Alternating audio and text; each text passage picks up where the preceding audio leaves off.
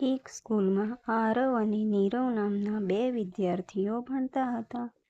આરવ ભણવામાં ખૂબ હોશિયાર, મહેનતી અને ઈમાનદાર સાથે શાંત સ્વભાવનો છોકરો હતો, જ્યારે નીરવ થોડો તોફાની અને ઈર્ષાળુ હતો. નીરવ આમ તો હોશિયાર હતો, પણ એ ભણવા સમયે મસ્તી તોફાન કરે એટલે એ ભણવામાં આરવ કરતાં પાછળ પડતો. આરવ હંમેશા પહેલા નંબરે પાસ થાય એટલે નીરવને તેની ઈર્ષા થતી. પરીક્ષાનો સમય હતો. આરવ હંમેશાની જેમ પહેલો આવવા ભણવામાં ખૂબ મહેનત કરતો હતો, જ્યારે નીરવ પોતે ભણવામાં ધ્યાન આપવાના બદલે આરવ પહેલો ન આવે એવું કંઈક કરવાનું વિચારતો હતો. જો નીરવ પોતે પણ આરવ જેટલી ભણવામાં મહેનત કરે તો એ પણ આરવની જેમ પહેલો નંબર લાવી શકે એમ હતો, પણ નીરવે એવું કરવાના બદલે આરવ પ્રત્યે ઈર્ષા કરી અને એને ક્લાસમાં બદનામ કરવાનું વિચાર્યું. પરીક્ષાના દિવસે નીરવ સૌ પ્રથમ આવીને પરીક્ષા ખંડમાં બેસી ગયો અને આરવના આવવાની રાહ જોવા લાગ્યો. આરવ પરીક્ષા ખંડમાં આવ્યો અને એનું બેગ મૂકીને બાથરૂમ જવા ગયો ત્યારે નીરવે મોકાનો ફાયદો ઉઠાવી આરવની બેગમાંથી નોટ કાઢી અને એનું એક પેચ પાડી પોતાના ખિસ્સામાં મૂકી દીધું અને આરવની બેગ ફરી પાછી જેમ હતી એમ મૂકી દીધી. પરીક્ષાનો સમય થતાં શિક્ષક ક્લાસમાં આવ્યા અને બધા વિદ્યાર્થીના બેગ બહાર મુકાવી પ્રશ્નપત્ર અને જવાબ વહી આપવા લાગ્યા. નીરવે મોકાનો ફાયદો ઉઠાવી સરનું ધ્યાન ન પડે એમ આરવની બુકમાંથી ફાડેલું પેજ આરવની બેન્ચ નીચે સરની નજર પડે એમ નાખ્યું, જેથી સરને કોપી જોઈને એમ લાગે કે આરવ કોપી કરે છે.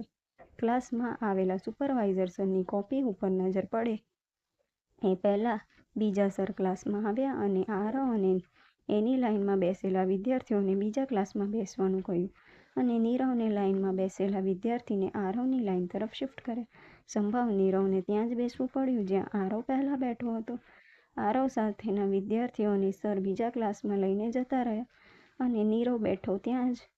સુપરવાઇઝર સરની નજર કોપી ઉપર પડી ત્યાં જ નીરવ બેઠેલો એટલે સરે નીરવ કોપી કરે છે એવું માન્યું. નીરવે સરને ઘણા સમજાવ્યા કે એ કોપી કરતો નથી. અહીં આરવ પહેલાં બેસેલો હતો, પણ સર ન માન્યા. નીરવે પોતાના બચાવવા માટે સરને એમ કહી દીધું કે સર તમે જુઓ, કોપીમાં જે અક્ષર છે એ મારા નહીં પણ આરવના છે. આમ બોલવાથી નીરવ વધારે ફસાયો. સરે કહ્યું, જો તે કોપી કરી નથી, આ કોપી તારી નથી, તો તને કેવી રીતે ખબર પડી કે આ કોપીમાં કોના અક્ષર છે? અક્ષર ભલે આરવના હોય પણ કોપી તારી જ છે. નીરવ ફસાઈ ગયો અને સરે તેનું પેપર લઈ લીધું.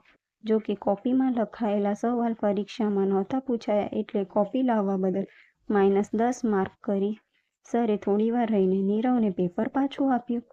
સરે નીરવનું પેપર લઈ લીધું અને થોડીવાર પછી આપ્યું એટલે એને પેપર લખવામાં સમય ખૂટ્યો અને પેપર અધૂરું રહ્યું અને એમાં પાછું સરે -10 કરેલા એટલે પરીક્ષામાં નીરવ હંમેશા કરતાં પણ ઓછા માર્ક લાવી પાસ થયો અને કોપી લાવવા બદલ ક્લાસમાં એની બદનામી થઈ એ અલગ.